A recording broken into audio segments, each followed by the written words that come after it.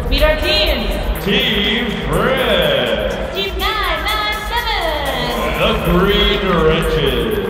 Team 2147. The Robotics Factory. 2605. 3, 2, 1, go. Oh, what a shot!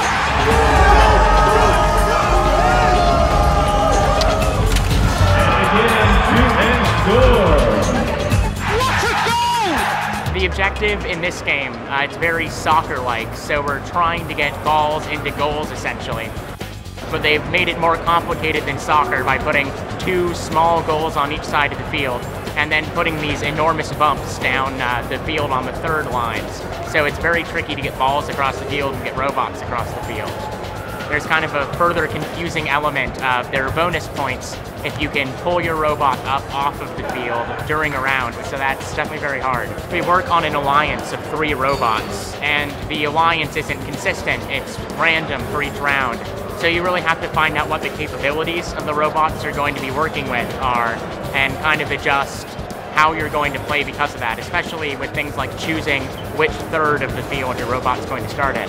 Pele Lemieux burning rubber down in the blue home zone, trying to play defense. They're still trying to pursue a strategy of supplying 29-10. 3, 2, 1.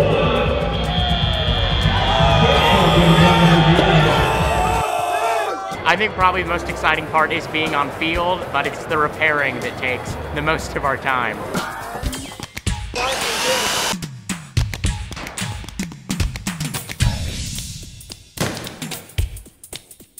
We designed and built our whole robot from scratch. Our frame was fully designed on a computer program called SolidWorks. The rollers on the wheels we cast in-house.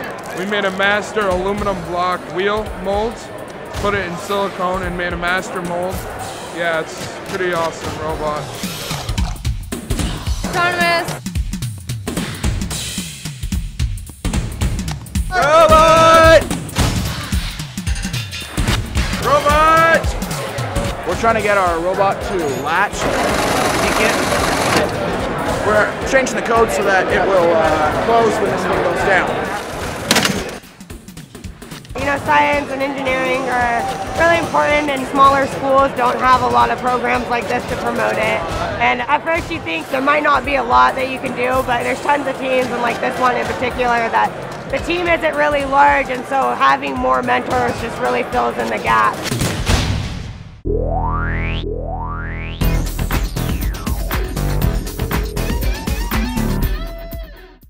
This is a sport of the mind, and so our challenge 20 years ago, our founder Dean came and thought, how are we ever going to get kids excited about math and science? And so we decided to steal from the playbook of sports, and we created a sporting event that has to do with building robots. And it has just been a firestorm across the nation. It's been a firestorm in Oregon. We have grown 200% in the last 24 months with the number of students that we're reaching through robotics.